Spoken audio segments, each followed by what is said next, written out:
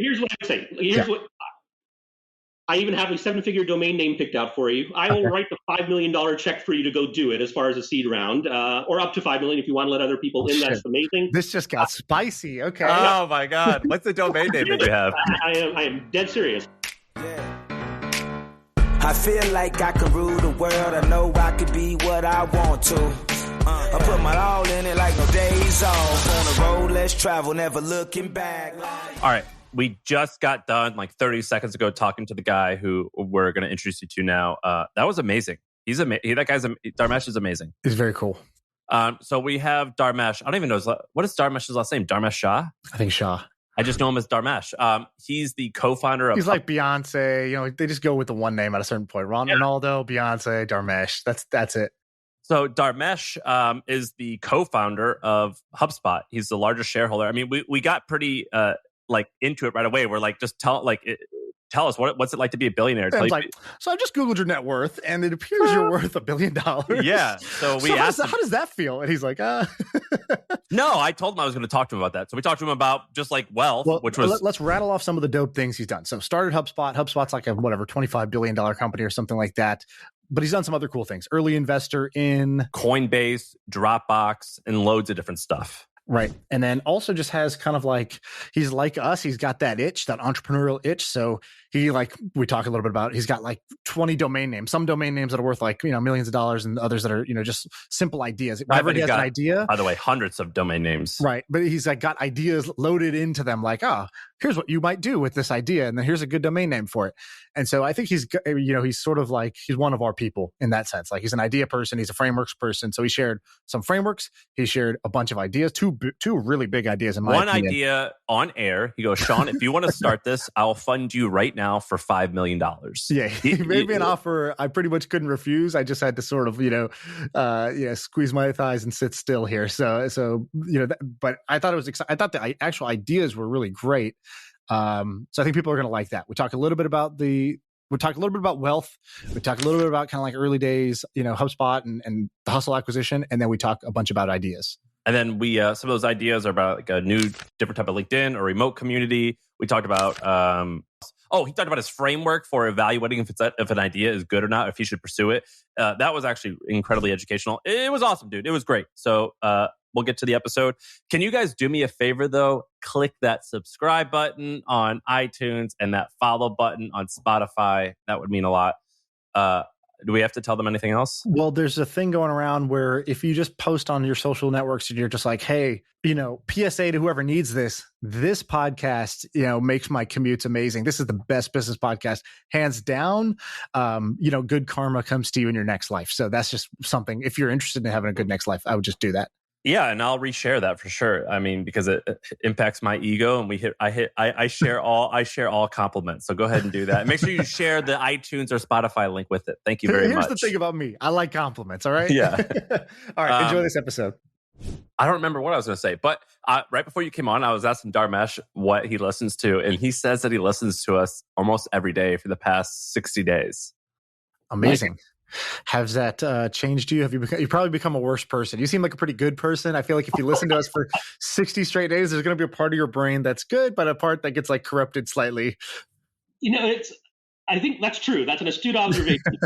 We just have, I won't say like completely divergent paths. I'm just it's been good though. I'm a believer in, like just these kind of orthogonal things. That's like, this is not stuff I'm like, looking at retail businesses or like, you guys have a wide array of stuff. But I think that kind of thing like builds a different muscle group. And I think it's been useful for me. I'll put it to you that way. It's, we're not separated at birth by any stretch. We have things that, three of us collectively have in common, but there are things that I'm just different, and it'll come out in the pod. I'm a weird dude. We're on now, so this is the pod. But I have a feeling this might go a little long, and I'm okay with that. Sean, do what you want. But in my world, so I was just hanging out with Heat and Shah yesterday, and your name came up. We were just talking to Nathan Barry the other day. Your name came up. Sean and I are in this text group where people talk about BitClout. Your name comes up. Your name comes up everywhere. Like you're like a little, like you got like a spider web. Like you get your hands in all these little things. And I think part of it's because you've been in the game for a while and you're incredibly successful. But this is Dharmesh. Dharmesh is you're the co-founder of HubSpot. Is your title CTO? Yes, CTO. Are you active? Like, are you working really hard at HubSpot? Like, how do you have time to have your hands in all this different stuff? So the answer is yes. HubSpot is my obsession and preoccupation. Anything else that you see me doing, there's probably some diabolical thread that connects it back to HubSpot. There is, right? So yeah, it's my baby. It's the thing that I spend pretty much all of my kind of non-family time, non-personal time on. So it's my... And I just want to describe for people who are not watching. So you should go to the YouTube channel. It's youtube.com/HustleCon, and you'll see the videos. But so here's what I see. So Dharmesh is sitting there. He's got a keyboard, like a piano keyboard to his right. He's got I think a Steve Jobs piece of art behind him, or is that Lennon or something like that? I can't tell exactly who it is. John Lennon, maybe. And you're in this room. So just is this where you work on a day-to-day basis? So this is, well, yes and no. So you're getting tricked, Sean. You're getting tricked. Listen, this is my living room, but it's like a capture a moment in time when the living room was somewhat less disorganized than it usually would be.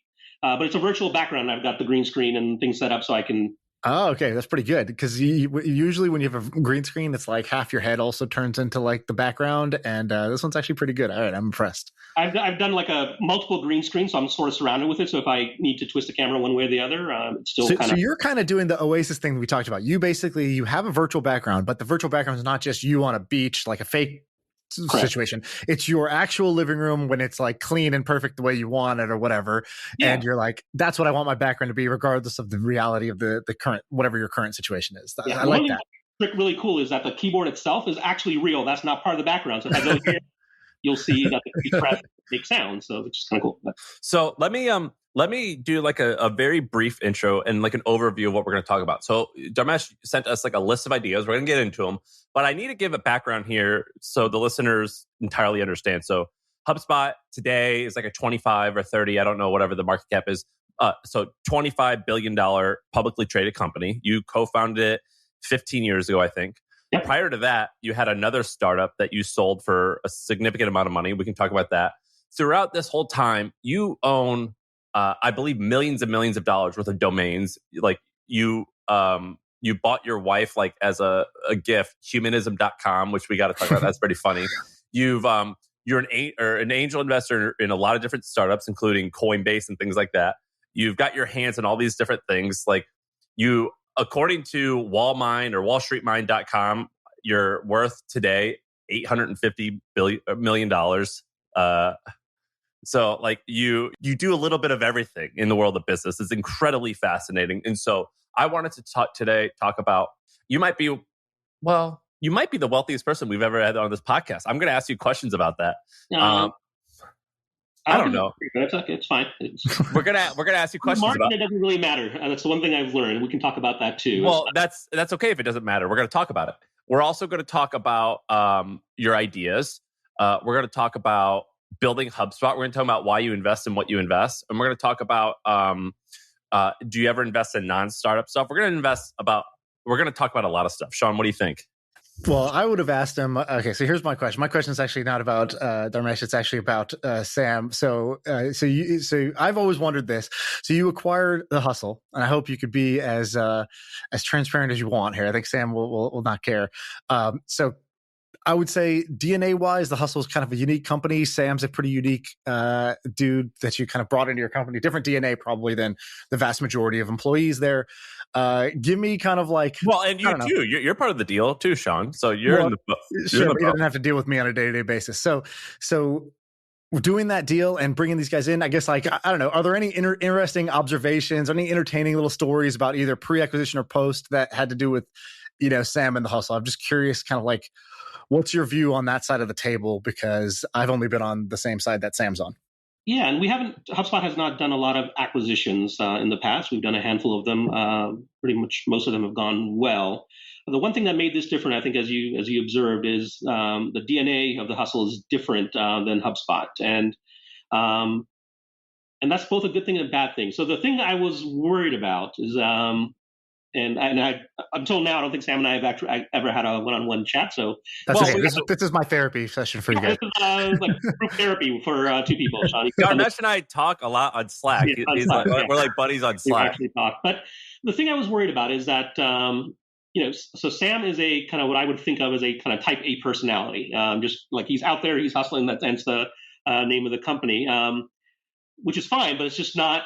Most of the makeup of HubSpot is not that. We're I don't know what it's going to overly stereotype us, but we're not type A. We're like a kinder, gentler, humble, just quieter kind of company. Yep. So that's one thing.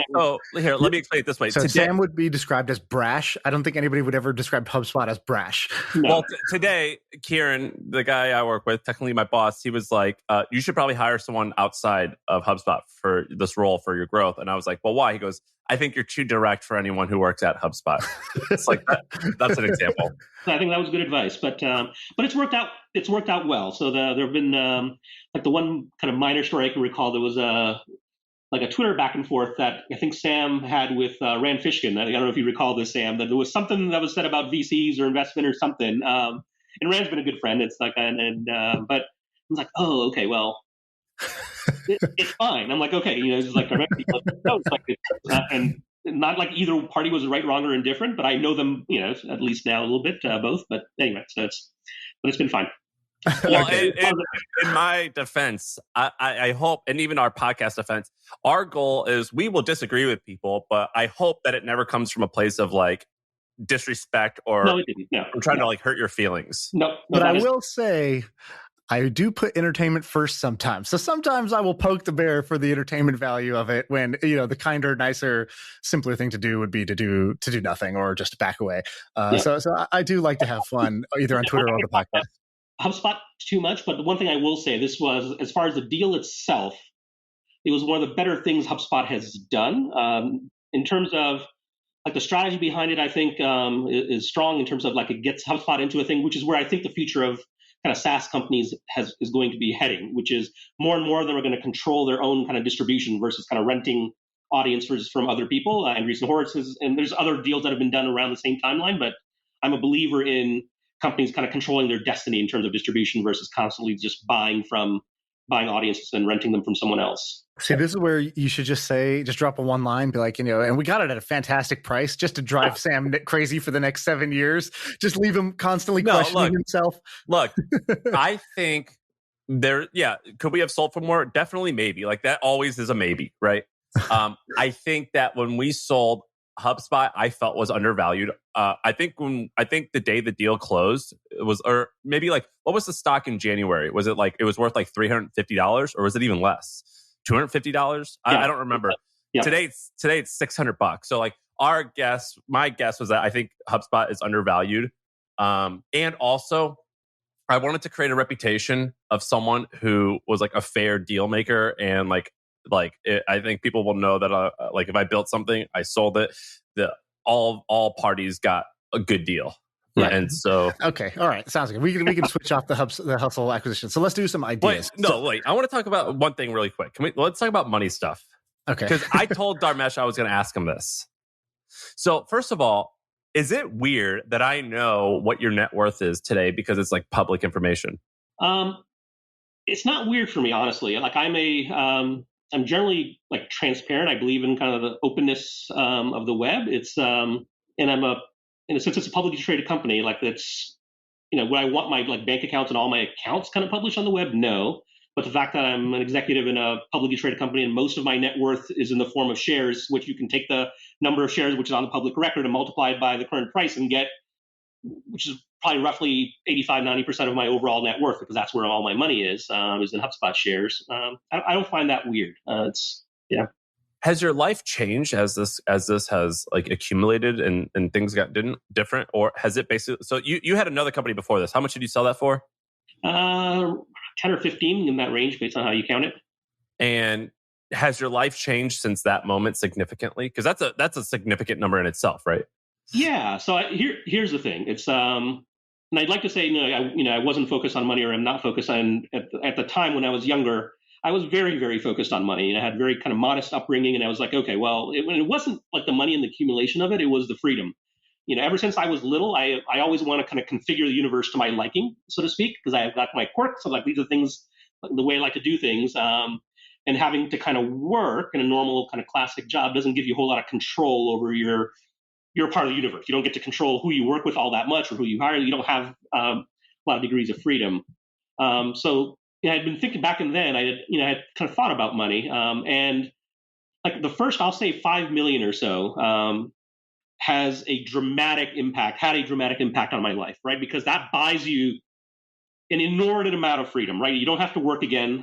You can invest in things you can do as long as you're not out, buying small islands and overtaking countries. I mean, that's a decent amount of money for folks, right? And then after that, and there are other kind of, I don't know exactly what the demarcations are, where more money adds on a marginal basis, a little bit more freedom, you can do more things, but like the kinds of things I do, like I enjoy food in restaurants, there's only so much you can actually spend as a reasonable human being, even if you like the finer things. It's like, okay, well, unless you're trying to make a statement and spend 100 times what the average of a whatever X is, it's kind of hard to spend money really well, even if you have kind of high-end taste, honestly. Yeah. The most common thing I've heard, I don't know if you would agree or disagree, is like there's these levels. So it's like first when you're in debt to no debt, that's like the first jump where, freedom, got this weight off my shoulders. Yep. Then there's kind of like, what I'll call the 0 to 1 million, where it's like, oh my God,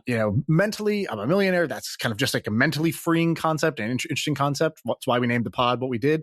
But also, that'll afford you a certain type of lifestyle. And then the next jump I've heard is like at 10 or 10-ish, where it's sort of like, okay, at 10-ish, you sort of, you don't have to work. Like at 1 million, you still got to work. At 10, you don't have to work. You can kind of like have a couple places to live. You could do whatever you want. You don't really need to check the prices when you go do things. Yep. And then there's sort of like 100 or more, which is sort of like, the ego gets involved. It's like, okay, now I'm keeping score against, in the business Olympics against these other folks. And also, I could do some like, I can buy an island. I can buy a piece of an NBA team. I can go do these different things that are like kind of like bucket list. And the joy, what I've heard is sort of like, for most people is sort of like the joy actually like de-escalates from the beginning there. Like getting out of debt is sort of like the most relief, most joy. And then sort of like it starts to diminish sort of step by step as you go. Like the 10 to 100 feels a lot less impactful and less sort of changes your joy and your mood than like going from 0 to 10. Yep. Just two threads I want to pull on as long as we're talking about money. So one thing that's kind of helped me reconcile it in terms of having to be in the net worth now is the plan. My wife and I have talked about this. The plan is to donate 90+% of it, right? Like we have one child, we're not going to spoil him, so it's not like we're trying to build a multi-generational dynasty. That is not the goal. And so then, like if I make a really good return on a startup or something like that, it's like, okay, well, I'm discount 90%. I'm looking for my wife's foundation. That's essentially what it comes down to, right? So most 90% of whatever it is. I think it'll end up being higher because I just don't think we're capable of actually spending the money. But yeah, so that makes me feel better. But just kind of taking it back to the early days, one kind of lesson I learned early on, and this is useful, beginning part of my career, is the relationship between time and money. And one thing is that we spend the better part of kind of the first half of our lives converting time into money, right? And you're looking for the hours. You're looking for, you want to get that rate up as you can. And then the latter half of you're desperately trying to buy time back with the money however best you can, right? So that's and it varies a little bit as to kind of when that kind of turn happens. But the thing that I kind of learned, I thought about it probably a few years after that. So I was making $3.65 in my first job when I came over as an immigrant, and I worked all the way through school. It took me 7 years to get my 4-year degree. I was working full time the whole way through, and that wasn't a lot of money. And as it turns out, I had to do pretty much everything. Nothing was delegatable. But then once I got to the point where I was making $10, $20, $50 an hour, it's like, okay, well now, and like all of my time, I can make as much billable as I want to, as much as I'm humanly possible, willing to work. There was someone willing to pay me for that time. I was an engineer. That's how things worked back then. It was, and the pivotal point for me is I got this I was in my early 20s, I got this bump to like $125 an hour. I was working as an engineer. And that was an ungodly amount of money. I was in Birmingham, Alabama. This is the 90s. That was like real money, right? And I was working a lot, so I was making a fair amount. So then I made the decision that if there's anything I'm doing with my time that could be done by spending less than $125 an hour, I'm being an idiot by actually doing it, right? If I enjoy it, that's a different story. But if I'm not, it's just stupid. And so I've carried that kind of idea. It's like, okay, so what value would I place on my time? Right. What is occupying my time that I can kind of delegate? Or even if I'm paying a premium, it's like, okay, I could pay $75 an hour for someone to pay, to mow my lawn. I hate it, but it's still profitable, right? Like, like, why would you do that? It's like, I would do that every day of the week. So the one thing that's changed for me, so now, like, I went back and did the math because I knew I was going to be on this podcast, and you folks like numbers. So if let's say I work on average 60 hours a week, and I've done that for about 30 years, give or take. It's my kind of professional career. My average hourly rate across the 30 years would be like $10,000 an hour, right? And now it's backloaded, but that's effectively my hourly rate. And so now it's like, okay, well, if there's anything, and I would actually pay a premium right now, right, above that, right? It's like, so I would not spend my time, even an hour, on anything that wasn't worth at least that. It's like, okay, well, like the future me would buy it for $50,000, $100,000 if there's some option value on that time. Anyway, the short message is most people don't value their time enough and don't think about it objectively enough. Right. And it, like anything else, is a resource, but it's finite. But put a number on it. And then ask yourself, like, what are the things I'm doing with my time that are not worth that? Right. And so Naval has this phrase in his like kind of how to get rich podcast or whatever, how to get rich without getting lucky.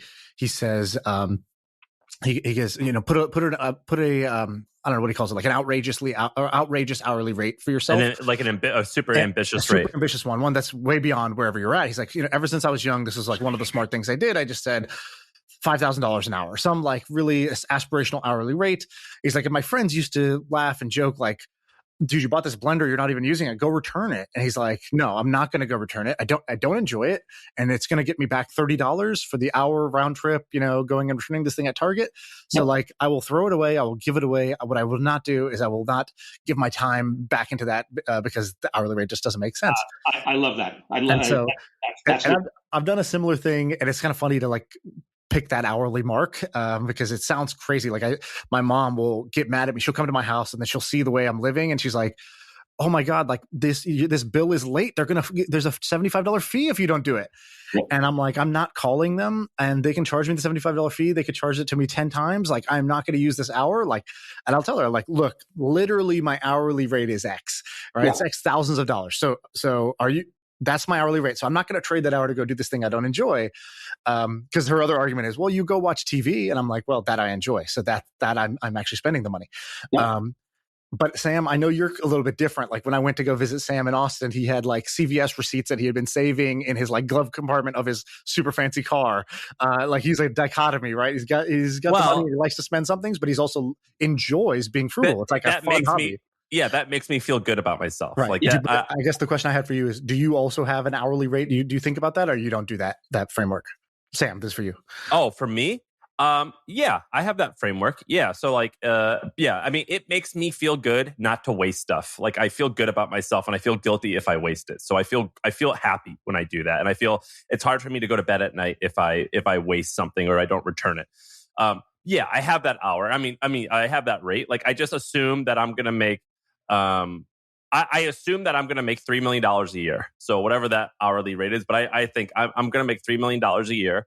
And anything that like will make less than that, I don't want to do it. But that said, like mowing the lawn, I get joy from that. So I have no problem. I don't like put a money thing on anything. But like if someone's like, hey, will you, in fact, Sean, someone asked us to fly to London to come speak at some event or something.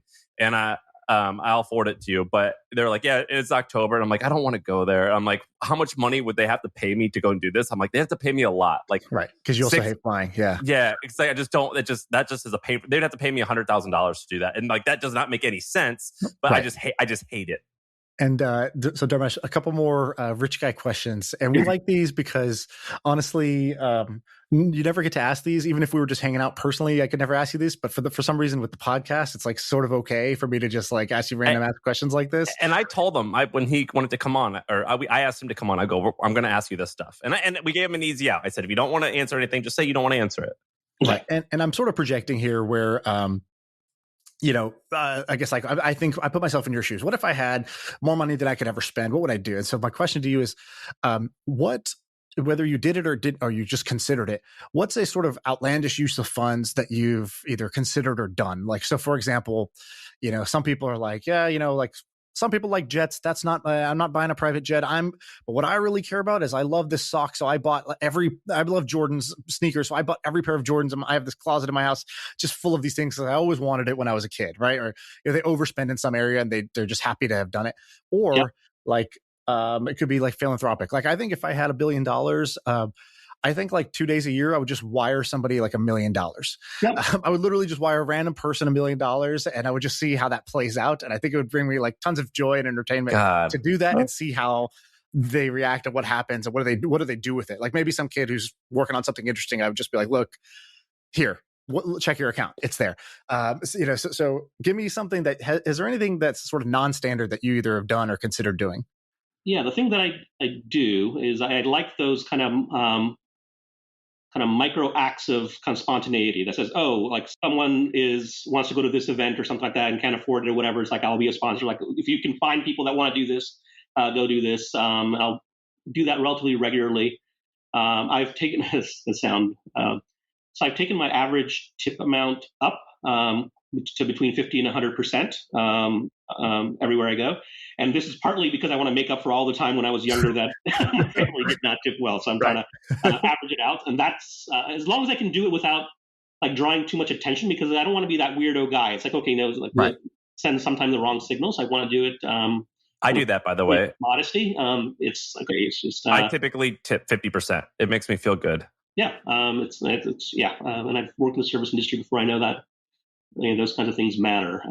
So I'm a cheap bastard, so I'll stay silent here. In terms of like large things, so philanthropy. The running joke inside the house is my wife and I, and so she's not from the tech world at all. But so I want to like own the world, and she wants to save it, right? Like so I will make the money. Yeah, that's something I've been relatively good at, and she will be able to channel it to good causes and the philanthropic efforts. So she'll be able to do that. So I don't have any like particular specific things. I will say like So I'm the guy that's like jacked with the Matrix. So if there was a world, it's like, oh, it's like this is, like I live a virtual world. So there's not a lot of physical things that I crave or desire other than a piano, which I've wanted for a while, and I have now a piano. But it doesn't excite me all that much, right? It's like and because atoms, there's a maintenance to atoms, right? Like atoms versus bits. Like if you have it, whether it's a yacht or whatever it is, a plane. Like that takes calories. I don't care how much you've delegated or whatever. That's something in your life that's kind of attached to you somehow. And I just don't like that. I don't like that idea. It feels more weighty to me than kind of joyful. But so speaking of time, so HubSpot, 15 years old. I don't know how many people are here, 2,500, 3,000, whatever. It seems like you guys like grew pretty fast early on, but has it always felt like a grind? Or I mean, like when I see you, I'm like, well, you don't have to do this. Like you could delegate this. You don't have to work here. You're set. You're good. Why are you still doing this? And does it still feel like a grind? And when has it stopped feeling like a grind? One of the reasons why I wanted to sell to you, I was like, if I don't sell like in this cycle, I'll probably have to wait another 5 years. Do I want to put that work in, or do I want to sell now? Like that's a hard challenge. Did you face that? And just walk me through that. Yeah, so a couple of things. It's not widely known, but so Brian and I as co-founders, we had a kind of heart-to-heart co-founder chat, which I encourage all founders to have. And we had this list of questions we're going to go through. And I've published this on my on Startups blog. But one of the things was around who's going to be CEO, and we decided he's going to be CEO because I suck at being CEO. I did that with my first startup for 10 years. I'm just not that good at it. So that was kind of decision one. But decision two, which is much more unconventional, is that I have no direct reports. So my agreement with Brian was I'm not going to have any management responsibilities in this company. I'm going to be in it 100%, but I'm not a good manager. Now, I'm a reasonably smart guy. If I spent a bunch of time, I could probably, with some coaching, get passably okay at management. Like, I think I could get there.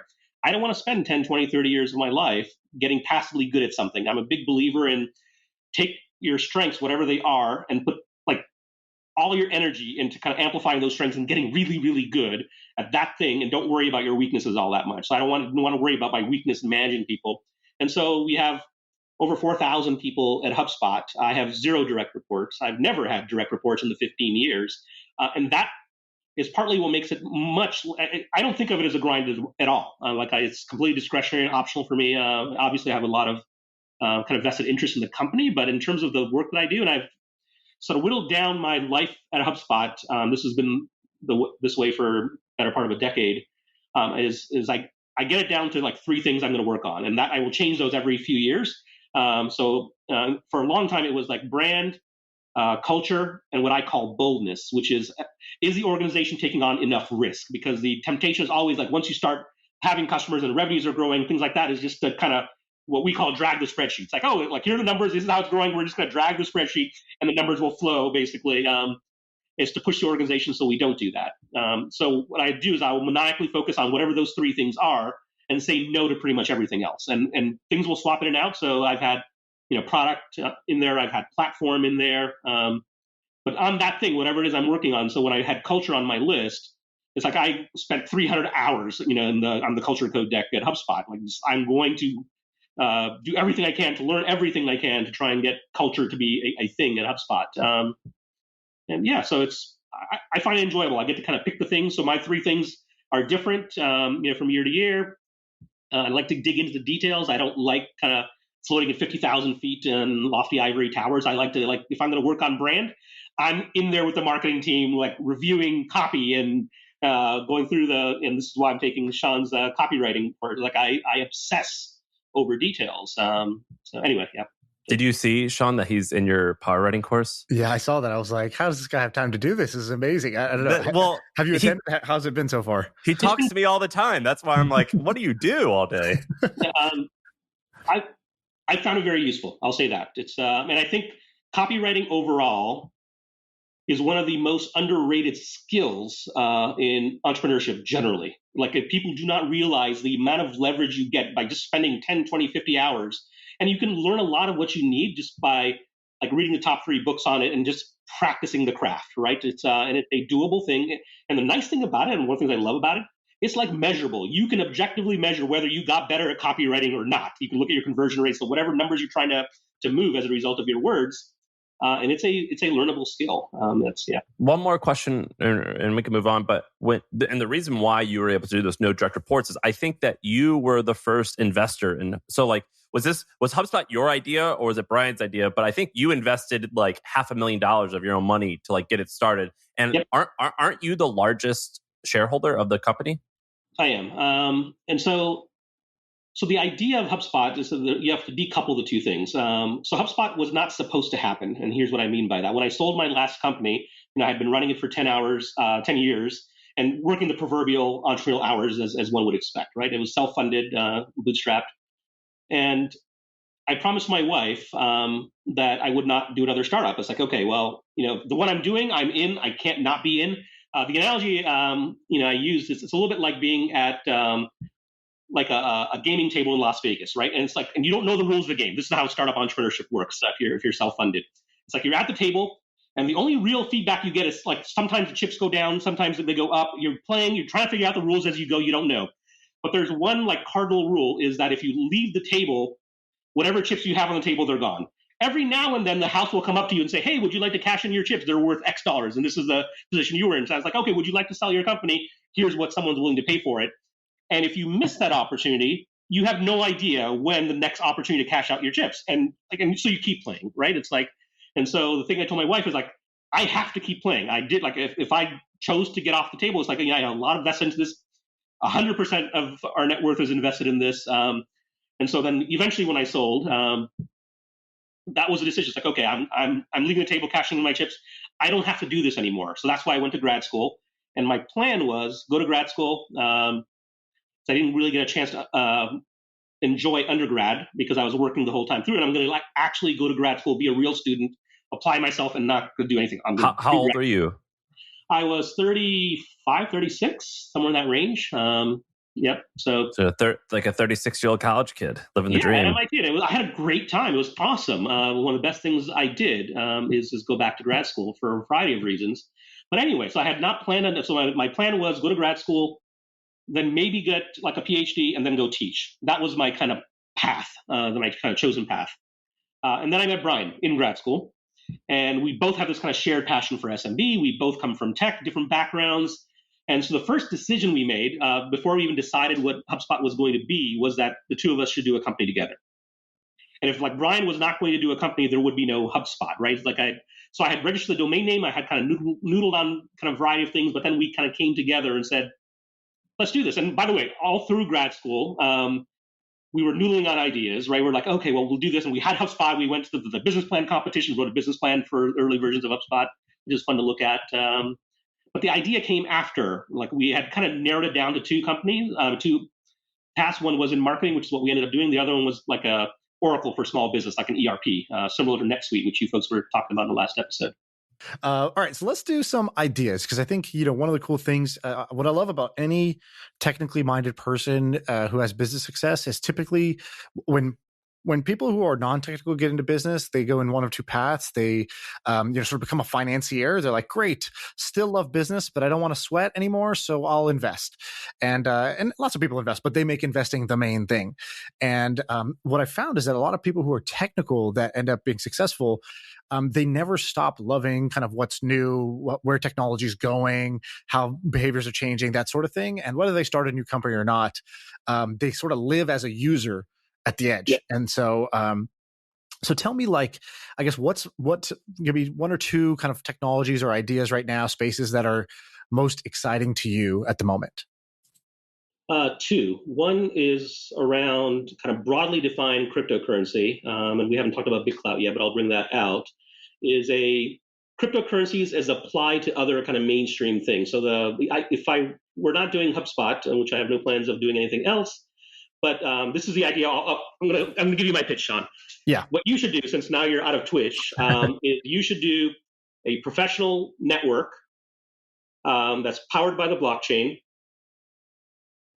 That I'm going to say this as kindly as that people love, because if people don't love the incumbent right now. Can I say my opinion, Dharmesh? Sure. You know my opinion. You cool if I say it? Yeah. Go ahead. LinkedIn sucks. How about this? A lot of people say LinkedIn sucks, and you're suggesting building a different one on the blockchain. So let's sketch it out. So here's what I say. What I even have a 7-figure domain name picked out for you. I will write the $5 million check for you to go do it as far as a seed round, or up to $5 million if you want to let other people in. That's amazing. This just got spicy. Okay. Oh my God! What's the domain name that you have? I am dead serious. I have, So, and here's why it needs to Wait, exist. Let's play this out. Yeah, keep going. So the issue right now is that, LinkedIn, yes, people don't like it. It was a product that was great for its time, and times have changed now. There's a different kind of need. And the thing I'm excited about is the intersection of a couple of things. One is, we didn't have things like BitClout or a cryptocurrency before. Now we do, right? One of the issues with LinkedIn is like, okay, well, you've got the kind of spam issue. You've got all this like, okay, well, how do I separate all the noise from the signal? It's just a pain in the ass. Over time, right. The asymptotic move for LinkedIn is like diminishing utility, right? It's like it's just going to become painful, and then there's a cap on where you can go with it. So imagine so BitClout ended up doing Twitter with the blockchain. Imagine if there was something else that did LinkedIn on the blockchain, and you have your own kind of currency, and then you could say, hey, you know what? I'm an engineer that's a free agent or whatever, and for $500. I will look at your company and apply for it, and I'll do a reasonably good job. Or for $10, I'll open your email. Or for X, I'll do this. It's like, okay, right now the market there's an inherent. So the cool thing about BitClout is everybody's got a price, right? Everybody's got every coin has a certain value, and so the beauty of a professional one would be right now when you go on LinkedIn, it is not obvious the level of hierarchy, right? And so you always have people who are either recruiters or people who are at the bottom of the career ladder trying to keep connecting and reaching out to the people at the top of the career ladder. And they have no real incentive to to do it. And so they just sort of ignore LinkedIn altogether. Why would I even go to this site? I'm just going to get inundated with crap that I don't really want. And so the beauty of this is that because everybody has a coin value, you sort of inherently have baked in the sort of like career worth, career value that this person is bringing to the table into the network. And so, somebody has a way to buy attention. So they buy your coin, which increases your price. So it's a mutual beneficialness. Right now, if I go pay LinkedIn, I can send you spam in mail. You do not receive any of the revenue from me paying LinkedIn for the right to spam you. Right. In this case, I could say, hey, if you want to spam me, if you want me to read your thing and you want me to respond to it, here's my prices. So it becomes revenue generating for me. And the second thing is that when somebody reaches out, I can quickly assess their value in the network based on how much other people believe in this person, how much other people weight this person. Totally. And so now it's not this kind of like every node kind of looks the same on the surface. No, they would not look the same on the surface, which is really cool. Correct. And just one more thing. Yeah. So yes. So that there's a kind of crypto angle where everyone's got a price. The other angle is we'll call it page rank for the professional graph, right? So right now the professional graph, that's cool, including Twitter, it's all symmetric, right? So every person you follow gets an equal number of follow value, whatever. Their count goes up by exactly one. It's not weighted in any single any way. You got explain PageRank a little bit. Okay, so the kind of the beauty behind Google, the original idea that made it the powerhouse it is today, is they said, okay, well, how do we determine what the best set of results are to show for a keyword search, right? And it came down to two things. One is like the overall context of the page. So if you're searching for real estate Boston or something like that, it'll look at all the pages that's indexed. And it's like, okay, well, these set of pages are about real estate in Boston to varying degrees. That's kind of factor one in the function. So which people also just say good content. Yeah, exactly. We'll just call it quality, like the context. Quality content, yeah, which is the whole thing. Authority, right? And the authority is where PageRank comes in. So they say, okay, here's this individual web page that's sitting on the internet. We're going to measure its authority by how many links are coming into that page, because that's a endorsement of effect. And the value that those links pass to that individual page, the PageRank value of it, the authority that gets passed through, is based on the PageRank of those pages, right? So it's a recursive function to say, oh, well, if the New York Times links to you, that's much more valuable than if Dharmesh's blog links to you, because New York Times has more PageRank. Mm-hmm. Last piece of the PageRank thing, which is super important to know, is that the amount of PageRank you pass across the links from your page are proportional to your PageRank. So let's say I have 2 units of PageRank, I'm making the number up, and if I link to just one person, it's your blog, Sam, all the PageRank I have on that page accrues to you by transference. If I link to 10 different people, it gets distributed across those 10 links. Yeah. Right? So it's a weighted graph versus just a symmetrical graph where we're not. So now if you imagine a professional network graph where everything was graphed, it's like, okay, well, I endorse Sam, and I have a certain authority, I have a certain currency, if we've got a cryptocurrency underneath it, and as a result of which Sam's currency goes up by X amount. So it's not just me buying shares, it's just by that. So I think the notion of a follow should go away. It's like, if you really, really like that person, buy $1, buy $5 or something like that, right? Like that's the one kind of. So what you're saying is, just to make sure I understand. So what you were saying is, instead of just following Sam, which you have an infinite supply and, sort of is a pretty light signal, you're saying in this case, you would be able to own some of Sam's coin. That'd be a pretty strong endorsement. And secondly, the fact that your coin is worth a lot would mean that because you, a valuable person, own Sam's coin goes up not just by the $5 you paid, but by some multiple of that in terms of the overall algorithm, the way the algorithm weights Sam's value now.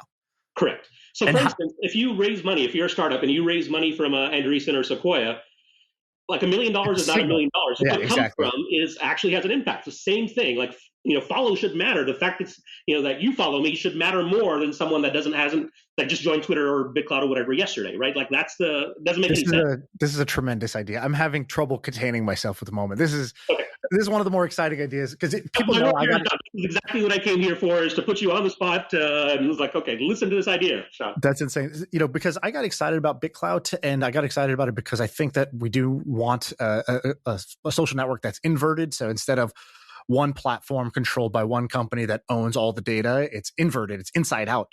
It's basically no company. All the data is free, and you own your own business on top of it. Cool. And so I think that, I don't want to say, how do I say decentralized without saying decentralized? That's my way of saying it. Okay. Yep. So I think that's exciting. And then a whole bunch of people were like, I can't believe you're endorsing this scam project and blah, blah, blah, blah. And is this going to make me rich, or is this not going to make me rich? And I was sort of like, well, it's besides the point. It might, but it's besides the point. It's more like, this is what the next Twitter, LinkedIn, Facebooks are going to look like. In either 1 or 10 years, I'm not sure. And at BitClout or the next thing, I'm not sure, but I'm going to play with this one, and I'm going to like give it a ride so that when the right one does arrive, whether it's this one or the next one, I know what I'm looking at. I know what's real and what's not. And that's why I recommended people go play with it just to see, just to be on the forefront of it.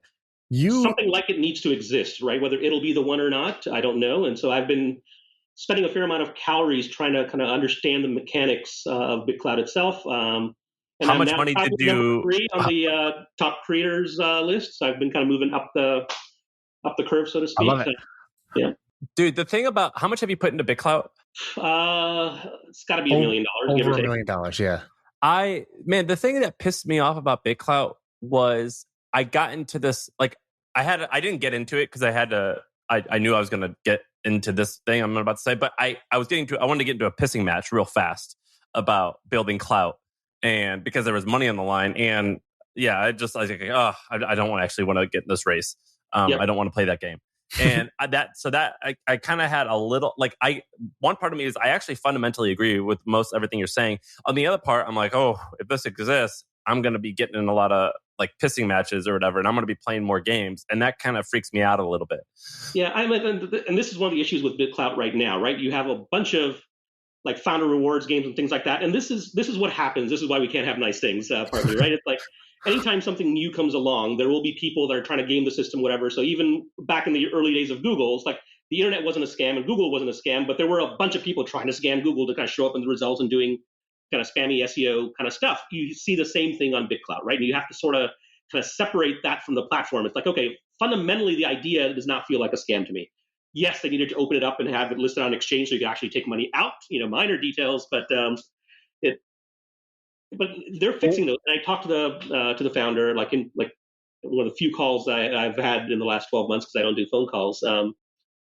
But it feels legit to me. And that's not to say it's going to succeed, but I'm relatively confident it's not a scam. Mm-hmm. That is reason for being is not a scam. So one of the things that happens with like a Google or a Facebook is, like you said, there's a big honeypot either of users or money on the line. And so then you get good people excited about it. You get technology excited about it, but you also get the sort of scammers, and not even scammers, but I'll call them schemers. People who are not doing anything illegal, but they're thinking, oh, this is a game. How do I play it so that I get the highest score? And the score is either money or followers or whatever they're trying to game. Yep. And whether this is like, BuzzFeed and Upworthy saying, oh, newsfeed, how do I game newsfeed to get all this monthly traffic? Or, Zynga doing this with games on Facebook or whatever. With a company, you sort of have the for as much as people hate that Facebook and Google can sort of censor and pull the rug out from under you, they are able to swat down these schemers and scammers so that, they don't ruin the experience for everybody. Sure. And one thing that's interesting with decentralized platforms is that there's no CEO, there's nobody in charge to do that. And so I think it's gonna be very interesting how that plays out. Do you have a sense of if that's going to be a problem, or do you think that there's a solution to that with the governance? I'm a believer in kind of self-governance over time. And it all depends on the time horizon. Will it fix itself in a year or 2 years? Maybe not. I think there's still going to be these kind of dark parts of BitClout that people don't want to tread into. But over time, I think once BitClout kind of figures out what it wants to be when it grows up, in terms of what's the actual right now, the way I think of it is like the kind of Twitter use case is just a way to kind of prove out the protocol. It just so happens they picked that one. They could have picked any number of other ones. But as people kind of build real things using that underlying kind of technology, because it's an open protocol, I think things will settle down. People will find a way that they can implement use cases that concretely solve a particular problem and stay away from some of the kind of dark issues right now, which is, what's the name that you bought? For Sean? You said you bought a 7-figure domain name for this idea. I have one I'm in the midst of negotiating the price on it. I'm not going to reveal it. I don't want to be outbid. How many letters is it? 7. Okay. I'll be very curious to hear what this is going to be. You had said 2 spaces. So one is the crypto social network. Yeah. What was the other space you're excited about? The other one is, so broadly defined, natural language processing in terms of, okay, so I'll try to keep this a quick rant. So every software company that ever was has always said, our product is intuitive and easy to use. Like, okay, well, and the reality is every one of them lies. Because here's what happens in order for a human to use software. It's like, here's the thing I want to do, and I have some amount of training and things, whatever, and I'm going to translate the thing, my intent, I'm going to translate into a series of drags and clicks and swipes and touches to make the software do the thing that I intended to do, right? Now imagine if I were Elon, I'd be like, okay, well, you should just be able to think the thought, but let's put that aside for now. Let's just say you're in Photoshop. It's like, I want to remove the background. You should just be able to say, well, I want to remove the background. If you're in HubSpot, it's like, how many new people signed up for our Service Hub product in the last 90 days? You should just be able to type that question in, because that's your intent. Not like, oh, go to HubSpot's reporting tool, build this dashboard, here are the 3 columns you want, or whatever, and get to the thing you want. You should just be able to say the thing you want, express the thing you want, is a better way to state it, and the software should figure it out. Like, we have the technology now on the language side to be able to understand natural language, human English, and other languages. And all we really need is a translation layer. And so this is a broad-based, in my mind, a mega trend to be, which is, in my mind, bigger than mobile. So mobile was the thing that mobile added for us, which is like, oh, well, the thing that you used to do on your desktop, now you can do it from anywhere, and enabled a bunch of different use cases. This thing is like, okay, well, the thing that you've been trying to learn, you're trying to use this software, whatever, that you never really got good at, you never had the time. Now, like, 1 billion people can use that piece of software that wasn't even possible before, because they don't have to learn the clicks and drags and things. They can express the thing they want, and the software can do it. And then what I would do if I were an enterprising VC is I was like, okay, so pick the categories where this thing will have the biggest impact, business intelligence, reporting kind of stuff. B2B software is a natural fit, but I think can go elsewhere. Yeah, and we've seen the beginnings of this on the consumer side with things like Alexa, but like the B2B world, I think, is open for just make the software actually intuitive, make it do what I want. Have you seen anyone besides Alexa, have you seen any hints of what I call a magic trick? It's when you see somebody build a piece of software and then they're like, yeah, so you just do XYZ and boom, it's done. And you're like, holy shit, you got that, you just wove your magic wand and got that. And it's like, when you see a magic trick, it's very hard to unsee, and you kind of can't look at the old software the same way anymore. It's like Instagram filters or something like that. It's like, oh, wait, your photo looks like that? Oh, yeah. Shit. Okay. Well, now all my photos in my camera roll look like shit in comparison. Like, I can't even look at these anymore. So have you seen any cool magic tricks with conversational or natural language processing? Closest I've gotten. So I built something myself called GrowthBot a few years ago. That was I remember that. I remember GrowthBot. You could type, and it was built for marketers to be able to get marketing data out, both of your kind of marketing systems, something like a HubSpot or a MailChimp, but also just other data sources like, oh, what are the top 3 keywords that Uber buys on PPC? Like, that data's out there, right? Like, you wouldn't know to kind of ask that. And so, or like, when was this domain registered? Or like just a bunch of, and I would go through every night and look at all the questions people asked of this thing, because there was a blank canvas. They had no idea what the thing was capable of. And then I would go back and it's like, okay, well, here are the repeating patterns. Wouldn't it be nice if I could go update the software to kind of do that thing? So it came close. It was, I think, a little early. I think we're further along now. People are more used to that notion of being able to express it. Dude, that's so funny that you do these. I'm looking at the growth. I remember GrowthBot. Like, people were sharing it, and you just made this. So you just whipped up this landing page and you made this? I made the whole thing. Yeah. Like, I spent a bunch of time just learning about what's possible, coded the whole thing myself. God, that's so funny. Can you, gosh, this is so funny. You see that, Sean? Yeah, I'm on it.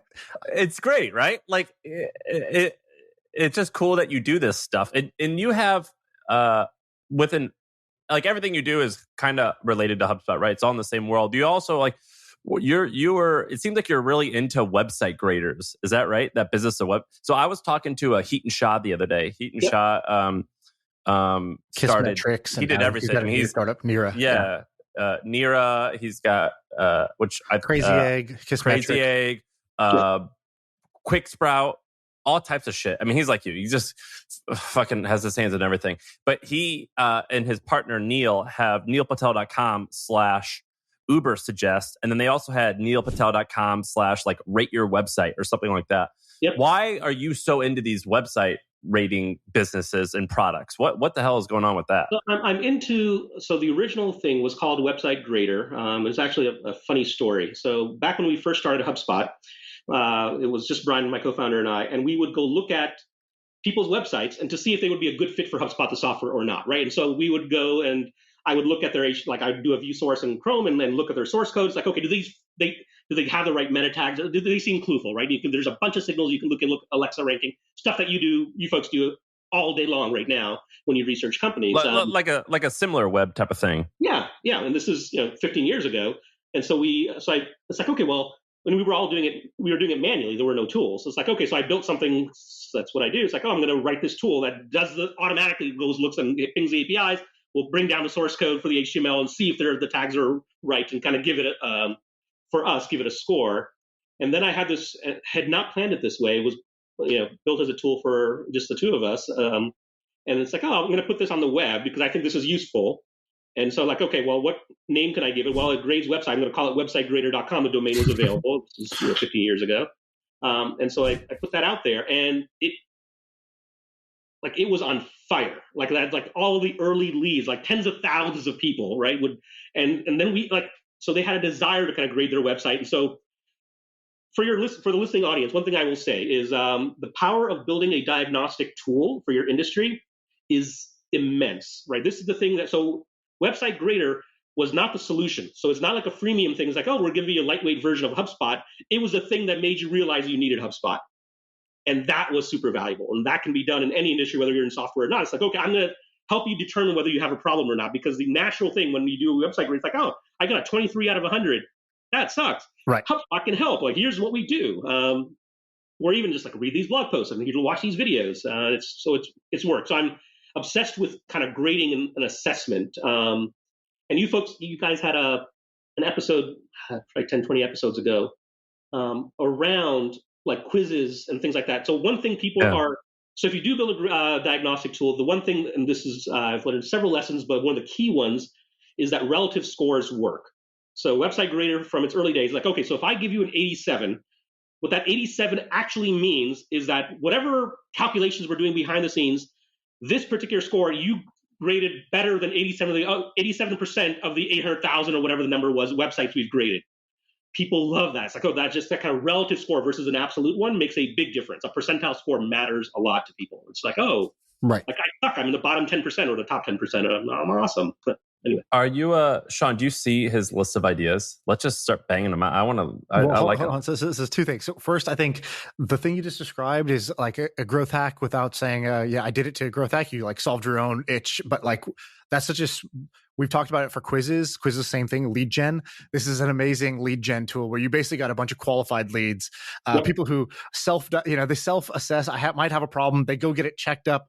Your digital doctor said, "Yep, you indeed do have a problem," and then all you had to do is prescribe a solution called HubSpot. Here's HubSpot in a little bottle for you. Yeah, I would tell you how clueless I was back then. So I put this thing up there. And at the time, we had a meeting set up with Gail Goodman, who was the CEO of Constant Contact at that time, and she later joined the HubSpot board. But we met with her, and we're like, oh, we're working on this company called HubSpot. It's kind of related to the Constant Contact space, and we want to get her advice.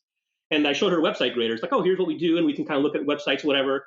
And she loved it. And then she was, you might consider putting like an email address box on, because we had no way of knowing who these people were. They were not leads for us. We had like 100,000 people like use the tool. Unintentional growth hack. I never thought to collect an email address. Like, oh, wouldn't it be nice to? Anyway, we obviously fixed that. But so I like that. And then also for this conversational thing, I think what you just said, like it's kind of like sometimes guests on this podcast say something in passing that I'm like, whoa, that's actually a really big idea. And I think you actually said two. I think the crypto LinkedIn one is a big idea, and I think the second one is this idea that if you think about one of the biggest and what some people say is the best business they've ever seen is Google, right? People come in there, it's just a search box, it's a magic genie, and you go ask a question and it tries to give you some answers. Yeah. And the way I view this is if somebody could actually do this, this is sort of like next level Google, where I ask it any question and it doesn't just give me like a list of pages where the answer might be. It's like it actually gives me the answer. And so this might be, in the business context, might be like a business Google, but there's many versions of this. I don't know if you've seen this. Have you ever seen dBuild? Have you ever checked out this website? Yeah, we talked about dBuild. So my friend Sharif, this is a perfect example of a magic trick thing. He was messing around with GPT-3. So GPT-3, new technology comes out. He gets access right away, drops his whole startup, starts just hacking on this thing at night, right? And he throws up this, he has this idea of like, dude, Squarespace, Wix, these website builders have been around forever.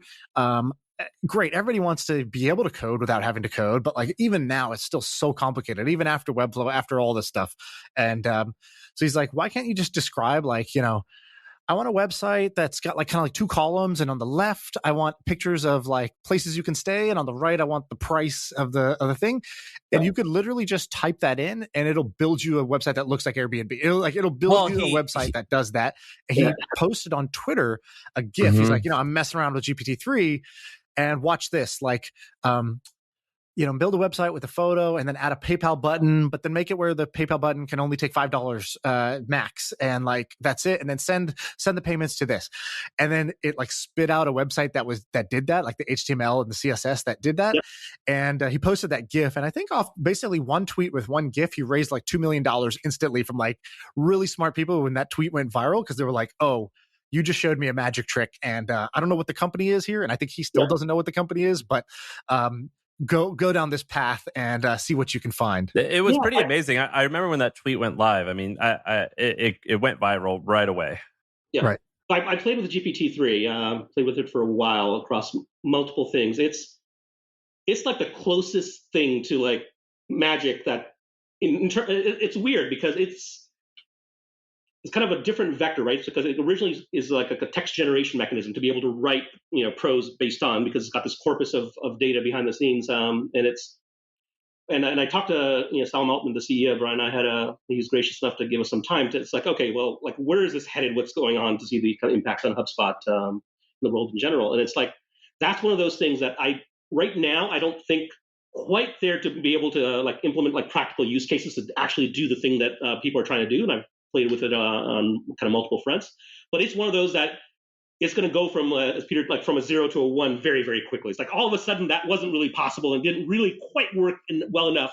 And then it's going to be like, holy crap. Then there's like the kind of post GPT-3 world. What's that phrase where it's like, slowly, then all of a sudden or something like that? Yeah. It looks like it's going to be that. Sam, you said you liked some of the ideas on this list or some of the topics. Let's just go rapid fire a little bit. We just talked about something huge. That was a huge idea. Let's talk about something small but still cool. So it looked like, did you buy remoteculture.com? I did. Okay, so that's a no-brainer. There's a business that will make $1 million a year. Remote culture, online community for those building remote cultures. Easy, right? Yeah. That's a no-brainer. What would you do there? I would start a community for remoteculture.com. This is, okay, I'm going to do a blog, I'm going to do a paid community, and it's going to be targeted at people ops and HR people around the world that need to kind of figure out the new world order, right? We're not going to try and sell them software. We're just going to connect them to each other. And I'm a big believer in these kind of communities and network-based businesses because they're efficient in terms of it doesn't take that much. You got to get to critical mass. That's fine. But I think this one would work. It's a community that's necessary at this moment in time that hasn't existed because it hasn't needed to. Right. Now it does. And I'm sure there's people out there doing it, but branding helps, money helps. You can actually build something. Yeah. There's one on here that I really like, Speed Round. So, by the way, these are what? These are domains that like you don't have an idea for yet? It? Hack, by the way. When I have like an idea that's enough in my head that's like, okay, well, this is kind of cool. I don't like write it down in a notebook. I go find a related domain. It's like it costs $15 if it hasn't been taken yet, or maybe I'll spend more if it's something really kind of strikes my fancy. What's the most expensive ideas? What's the most expensive domain you own? Well, I haven't had them valued. I don't really sell domains. I own BirminghamAlabama.com because I live there. I think that's probably a good 7-figure domain. I just bought humanism.com and humanism.org. You also bought one for me. Bought one for you. I bought the hustle.com for you as a gift that I was going to give to you on the podcast. So I later learned that you don't care about domain names all that much. Hold on. Like a deal trophy, right? Whenever you get acquired, they have this little trophy. I don't know, Sam, did you know about this deal trophies? No, I want a deal trophy. So when we got acquired, they gave us like it took like a few months, but it was like, hey, sorry, I meant to get this to you like when the deal closed, but I guess it's like in the deal making world, I'm not like a mover and shaker of biz dev and like corp dev and things like that, but I guess it is sort of a tradition of when the deals close, it's sort of like the champagne. That what you do is you get sort of like a little ornament that has some meaning to the deal. Like in our case, our code name was like project whatever, and it was like let's just call it Project Sharp.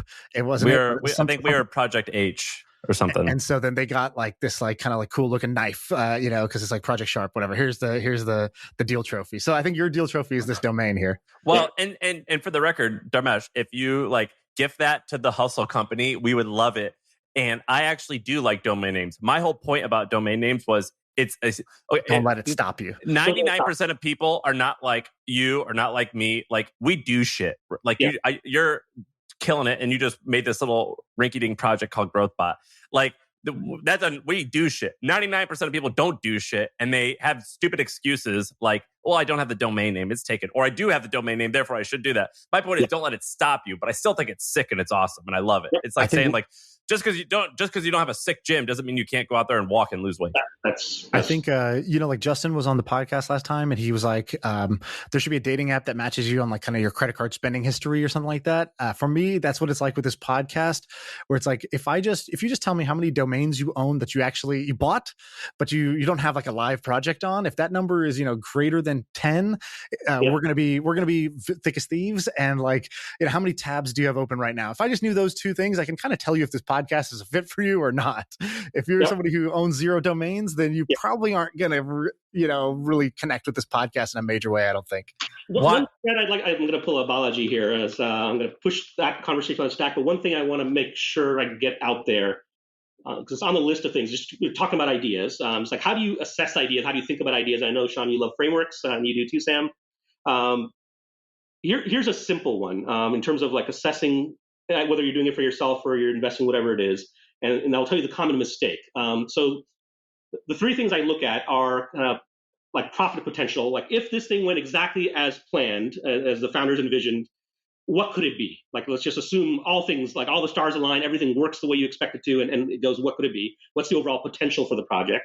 What kind of like passion do you have around it? It's like, okay, are you excited about it or not excited about it? And the third one is around probability of that success that you want, right? And I'm a quant-based guy, so I'll take each of those factors, I'll do a 0 to 10 square, and multiply them together, and I'll get a score out of 1,000, right? And you can put the weighting differently. It's like, I care more about passion than the profit potential or something else. But the common mistake people make is that they will look at the probability of success first, and almost exclusively as the high-order bit filter. It's like, I had this idea, but the likelihood is like 0.01% that that's actually going to work. And so I'm not even going to think about what the potential could have been or how passionate I may or may not be about it. And then they just kind of discard the idea. I think that is statistically unwise and an impractical move. And here's why, is that the way you should be looking at ideas is you kind of take the profit potential, like here's the possible outcome, multiply this. It's the EV, the expected value statistically of this thing. It's like, I have a 1% chance at $1 billion. The expected value is 1% of $1 billion. That's the value of that particular thing. And so you shouldn't discard something just because the probability is low, because it may have a disproportionately high potential that makes it more interesting than it would otherwise. So that's be a little bit more structured about how you assess things. People throw things away too easily because, and the second note, I'll put in a hard one lessons. Good ideas are dangerous. And they're dangerous because what you want to find are the great ideas. Right? That's the thing you can kind of get behind. You don't have to find them before you start the company. We can talk about that. So bad ideas are easy to spot. Like, that's just a bad idea. Good ideas masquerade as great ideas, and it's hard to tell them apart. And they're the ones that end up kind of spinning a bunch of cycles for you. And it's like, okay, well, it ended up being good, but just failure is not a problem. Like mediocrity is the thing everybody should be fearful of. It's like, just get it out there, try it, see what happens. But anyway. And mediocrity is the big problem because it wastes the most valuable resource. It wastes time, right? Because it's not going to die quickly, nor is it going to take off. So it is a slow, long burn at a mediocre level. And so you're sort of locking in over a period of time a mediocre outcome. And that's why mediocrity is the biggest risk. That I think is hardest about bootstrap companies, especially tech companies that have a low kind of capital need, is they can actually live forever and not go anywhere, right? Because it doesn't take that much to, it's like, okay, you've got an AWS instance somewhere that's costing you, it doesn't really cost that much. And you don't have investors pushing on you to say, oh, we need some sort of outcome. And so you can run that company indefinitely and waste a bunch of your time when the next idea that you could have done was sitting right behind it, right? Like I've talked to hundreds of entrepreneurs by this point. I have never, ever in my entire life met an entrepreneur that had just one idea. It's like, oh, you will have more, dude. It's like, okay, look, and try the thing. If you can sell the thing, sell the thing. If you're not that excited about it, or you just want to cash out, take some chips off the table, there's no harm and no shame. But yeah. Did you? But you guys didn't raise a significant amount at HubSpot, did you? 105 million in private money before it went public. Yeah.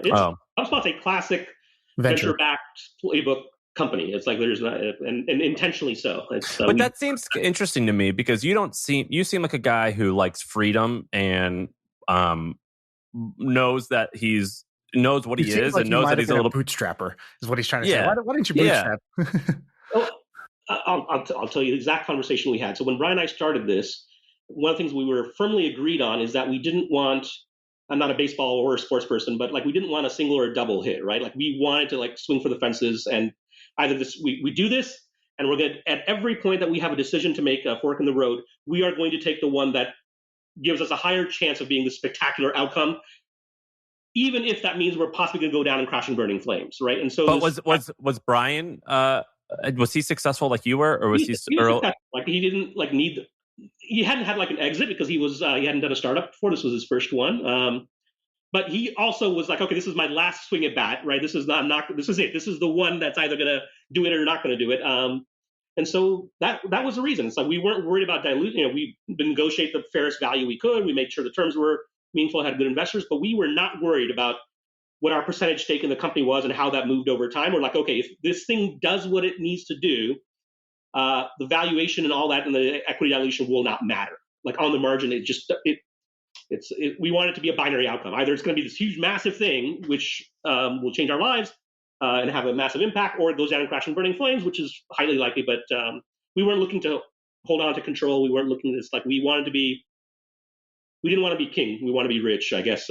But when you're doing like ideation and stuff, though, you either, I think you wrote it here. You're down with starting a project with a bad idea because you're quite confident that you can figure out, you can make it great as you get into it, right? Yes. And my general advice is, and this is not just my personal kind of lived experience, as new folks would say, having talked to entrepreneurs and kind of looking at the history of them, so many of them, the thing that we know them for now is not the idea they originally started with. Like there are a handful of cases where, it went exactly the plan. This is what it was, and often the case is that you will not find the great idea until after you start your company. Until after you start having contact with customers and actually trying to do the thing. If you sit on the sidelines trying to assess ideas and look at market metrics and things like that, and it's like you're just never going to get started. That's the kind of wannabe entrepreneurs that will kind of analyze it to death. It's like you wouldn't even know what a good idea was. It's hard to tell these things until you actually try something. It's So my advice is just do it and try it. Where do we go from here, Sean? We got. I think we got to wrap. But here, there's this. I think we have to have you on again if you're down, because here's 5 topics I want to hear about. Why I don't play golf and what I do instead. I want that one. Why I hate inefficiency in markets. Why I don't believe in karma, but I believe in extended feedback loops. Sometimes faking it is making it. Introverted engineer's guide for public speaking. Like I need all of these. So we may have to do another one. I have one question I want to wrap with in this one, which is. You seem like a pretty astute guy, like very, very good observations. And I think you know kind of who we are and what we care about and that we would value, honestly. So I'm curious. You can ask me the intro question, aren't you? You can ask me the intro question. No, not the intro question. That Sam's trying to get all the intros. So he can ask you that one. I want to know, I'm trying to make the content great. So what would be the most fair criticism you could give us on the podcast? What's your critique of the podcast for you as a listener? And there's like, you can offend. Yeah, exactly. That's kind of what I'm teeing you up for. Say whatever it is, whatever you truly feel. All right. So partly, I think you have to recognize that you guys are multi-channel. So you're kind of solving for the audio format. I know you have the YouTube videos and things like that. But the one tactical thing that you should fix, like next week or the week after, is you should apply the Sean 25 headlines thing for headlines for every podcast episode. Like, what's the one nugget that's going to cause people to want to listen to that episode, even if they're not subscribed? When they see it in their YouTube feed and YouTube recommends it, it's like, oh, like why this successful entrepreneur never played golf and you shouldn't either. Whatever it is, right? Exactly.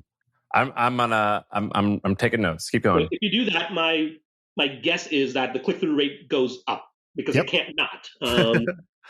Right now, you just kind of identify the episode number and who the guest is or whatever, but there's no real, maybe the topic area. But right now, me and Sam don't even want people to click. Me and Sam don't even touch the headlines. Dan does it. I don't even know. I see a notification, it goes out, and I judge the headline myself. I'm like, that's not going to get very many clicks, or that's a juicy one, that'll work. I say give Dan a free pass to the Sean copywriting course. I put him in the course yesterday. That's awesome. What else? Okay. What else you got? Anything else? Of course, you have more. Who, me?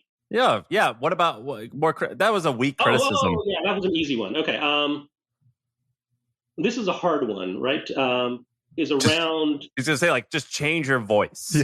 Yeah. He's like, your face is great, but I suppose it's yours. So it's around the brand, and this is the hardest thing for an entrepreneur to kind of reconcile with. So a couple of issues that I have as a kind of amateur branding person is that anything that can be reduced to an acronym will be, which my first million is often reduced to that.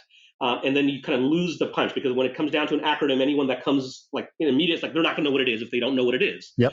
And there's some value to that, but it doesn't compensate for the kind of opportunity you have. So that's one thing, is acronyms not good. But the other one is that the kind of my first million, there is a cadre, cater, however that word is pronounced, of people that will directly that topic will resonate with. It's like, oh, I want to learn about that. But I think your reach is much wider now, and there are probably more people outside that sphere that particular, like, okay, well, it's fine that it's about that, but really the reason I'm here is to hear folks like Balaji, right? Like that. And that episode, which is, I think, one of the best episodes you've had nothing to do with the first million anything. It had to do with big ideas. I actually agree with you, and we've had this conversation. The problem that we had was like, fuck, we're pretty deep into it. We can't change. Equity. Yep. For what it's worth, I think we should change, just because I hate the name. So I don't really care about the brand equity. I'm just sort of like, I don't want to have a thing that I dislike. I don't love it. I really don't.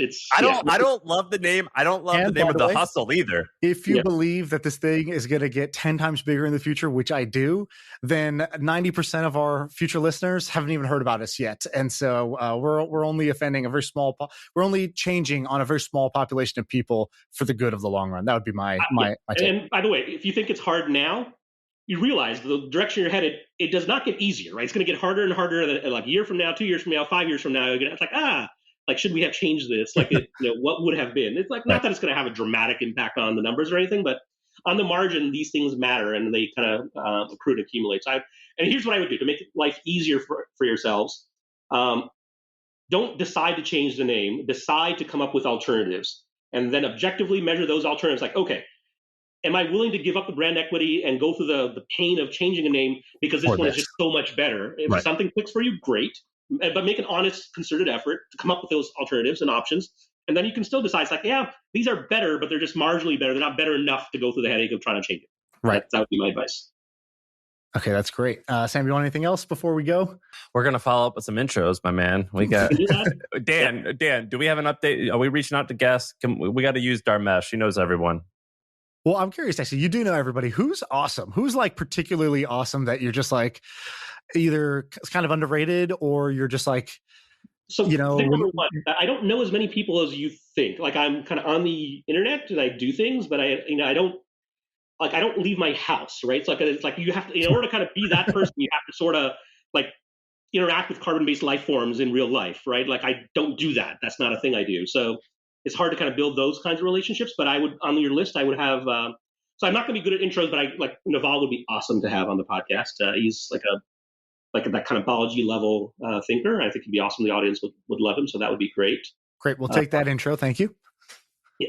He doesn't know me. I mean, he knows me like loosely. I'm going to start calling you, we'll call you Uncle Dharmesh. You got to hook it up, man. Come on. I'm willing to try it. Don't get me wrong. I have no qualms about trying to make the intro. Just don't manage your expectations. It's like, wow, I thought like Dharmesh actually could like swing things and make shit happen. Anyone else? Someone I do know that I think would be good on the podcast, Drew from Dropbox. I know really well, so that's an intro I could make. What's up? Dropbox. Yeah, that would be a good one. I heard he's an amazing singer. Is that true? He's a good singer for a founder. Amazing for a founder is what I mean. He's legit. So Dharmesh, Sean was pretty nervous coming up to this because he was like, well, I just like to over prepare and I don't think good on my feet. Or sorry, you're like, I prepare and I don't love like just making shit up. I think you did an excellent job. Dan has been texting me saying Dharmesh is so awesome. I told you, Dharmesh, I told you this yesterday. I'm going to predict the future. You're going to come on and then you're going to start wanting to come on like once a month, maybe. I have a feeling that we have just accomplished that and that's going to be true. You're freaking awesome. What's your Twitter handle? It's just Dharmesh, so DHARMESH.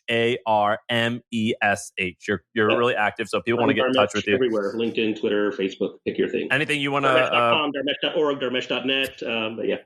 Anything you want to pimp out or promote? No, I'm not a promoter kind of guy. That's not my thing. But. Well, thanks, man. This is awesome.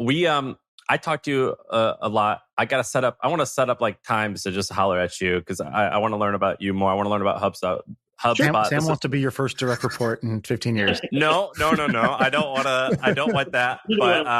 But this is great. Heaton was like, you got to learn from Dharmesh. Just learn what makes HubSpot tick. So thanks, dude. This is awesome. We're going to have you back on.